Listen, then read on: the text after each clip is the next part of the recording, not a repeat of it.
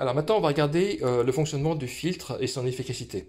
Pour ça, on va utiliser un petit appareil qui s'appelle Flow, qui est vendu par une boîte qui s'appelle Plume, qui, avec un laser intégré, permet de mesurer tout ce qui est COV, particules fines, de type 1, 2,5, 10 microns et le dioxyde d'azote. Maintenant, quand on regarde l'atmosphère de ce showroom, eh ben, on n'est pas très bon du tout.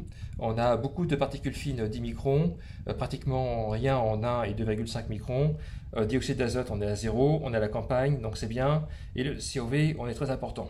Alors là, ça c'est certainement le signe que dans le showroom, on a beaucoup de matériaux qui sont en présentation, non protégés, donc certainement que ces matériaux peuvent générer un certain nombre de produits qu'on ne voit pas forcément tout le temps. Alors maintenant, ce qu'on va faire, c'est qu'on va mettre en marche l'appareil. Voilà.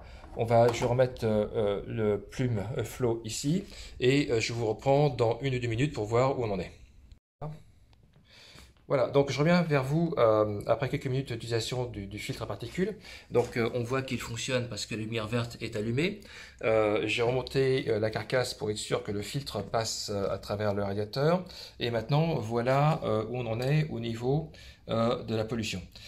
Donc toutes les particules fines ont bien baissé, surtout les particules fines en 10 microns. Tout à l'heure, on était largement au-dessus des 100, qui est 2 fois le seuil admissible. Maintenant, on est à 23 et on varie entre quelques particules à 23 particules, alors que le maximum est à 50. Voilà.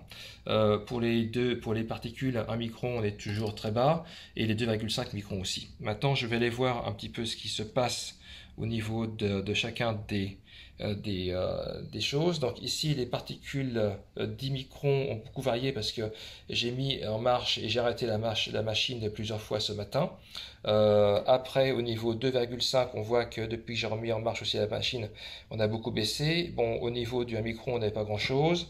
Les NO2 qui, eux, sont un peu indépendants de la machine parce que c'est plutôt la pollution des véhicules à combustion qui amène ça. Et les COV, visiblement, on a quand même besoin d'avoir une bonne VMC dans cette pièce pour éliminer les COV de tous les matériaux d'exposition.